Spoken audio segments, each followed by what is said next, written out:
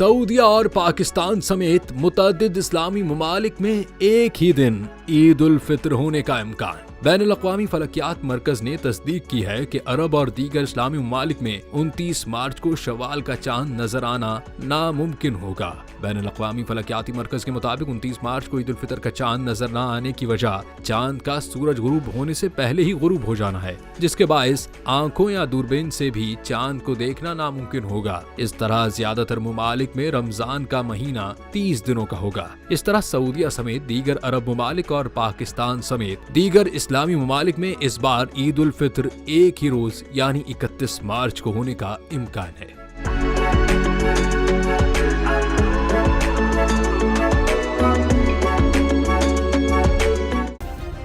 Subscribe करें और bell दबाएं ताकि कोई खबर रह न जाए।